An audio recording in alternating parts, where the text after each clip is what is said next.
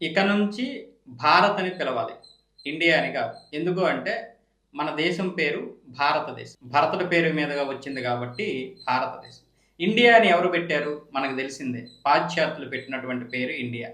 ఈ యూరోప్ నుండి వచ్చినటువంటి డచ్ వారైతే ఏంటి, ఫ్రెంచ్ వారైతే ఏంటి, బ్రిటిష్ వారైతే ఏంటి, వీళ్ళెవ్వడికీ కూడా మన పదాలు పలకడం చేత కాదు. విశాఖపట్నాన్ని కూడా వాళ్ళు ఇష్టం వచ్చినట్లుగా వైజాగ్ అని రకాలుగా మార్చేసి చివరికి వైజాగ్ చేశారు. ఇలా భారతదేశంలో ఎన్నో పేర్లు మార్చేశారు. అయితే ఇప్పుడు మళ్ళీ ఎందుకు పేరు మార్చాలంటే మన పేరు అది. మన పేరు భారతదేశం.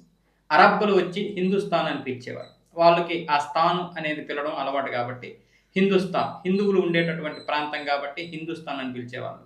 ఆ తర్వాత వచ్చినటువంటి బ్రిటిష్ వారు ఏమొచ్చేసి ఇండియా అని పిలవడం మొదలుపెట్టారు. కాబట్టి అసలైనటువంటి పేరేంటి? భారతదేశం.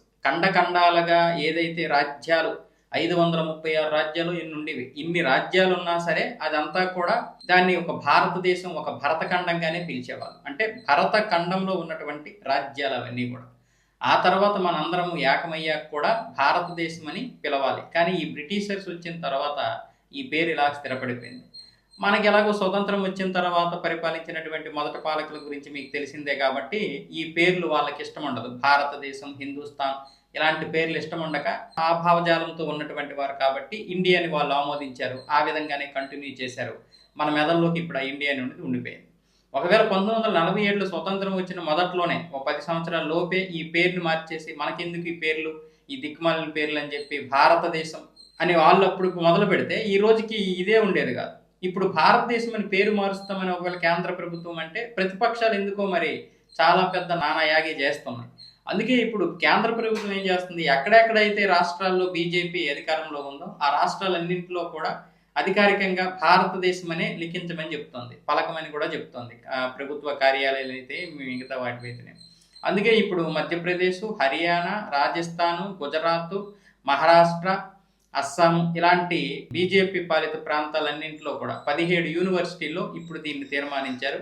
ఈ 17 యూనివర్సిటీలో కూడా ఇండియా అని ఎక్కడ పలకవు, ఎక్కడ రాయవు, కేవలం భారత్ అనే రాస్తే. అలాగే మన రాష్ట్రపతి ద్రౌపది ముర్ము గారు కూడా రేపు జబల్పూర్లో ఏదైతే సర్టిఫికేట్లు ప్రదానం చేయబోతున్నారో యూనివర్సిటీలో అక్కడ కూడా భారత్ అనే సంబోధించబోతున్నారు. మరి పేర్లు మారిస్తే ఏంటో ఒక అభివృద్ధి సాగిపోద్దా? పేర్లు మార్చినంత మాత్రాన జీవితాలు మారిపోతాయా అంటే మరి అదే పేర్లు మార్చినంత మాత్రాన ఏం జరిగిపోయింది? మన పాత పేర్లు ఉన్నాయి కదా, మన అసలైనటువంటి పేర్లు ఎందుకు మార్చాలి? మరి దాన్ని ఎందుకు ఎవడు ప్రశ్నించడు? నీ పేరు పెట్టి కాకుండా వేరే వాడి పేరు పెట్టి పిలిస్తే మీరు పలుకుతారా? మనం పలుకుతామా? మన పేర్లు మనకు ఉండాలి. అది మన అస్తిత్వం, అది మన ఉనికి. ఈరోజు ఇండియా అనేది ఉంటే రేపు పొద్దున్న ఇదంతా ఒక పాశ్చాత్య దేశాలు పరిపాలించిన దాని గుర్తుగానే ఉండిపోతాయి. మనకెందుకు అది? హిందుస్థాన్ అని కూడా పిలవచ్చు, కానీ అరబ్బులు పిలిచేటటువంటిది హిందుస్థాన్. మనది హిందుస్థానే, అది ఎప్పటికీ మారదు. కానీ మన పేరేంటి? మన పేరు భరతఖండం కాబట్టి భారతదేశం మనది. కాబట్టి మనం దాని పేరు పిలుచుకుందాం. ఎవడో ఏదో అన్నాడని దీని గురించి పెద్ద నానాయాగి చేయక్కర్లేదు. ఇప్పుడు కేంద్ర ప్రభుత్వం కూడా తెలివిగా దీని పేరు మార్చట్లేదు, పిలవడం ప్రారంభించారు. ప్రతి ప్రభుత్వ కార్యాలయంలోనూ, అలాగే అధికారంలో ఉన్నటువంటి రాష్ట్రంలోను, యూనివర్సిటీల్లోను, కాలేజీల్లోను ఈ విధంగా తీసుకొస్తున్నారు. ఇంకా అలాంటప్పుడు ఇంకెవరికి ఏ ఇది ఉండదు. అంతా అంతర్గతంగా లోపాయికారికంగా అంతా వెళ్ళిపోతుంటుంది.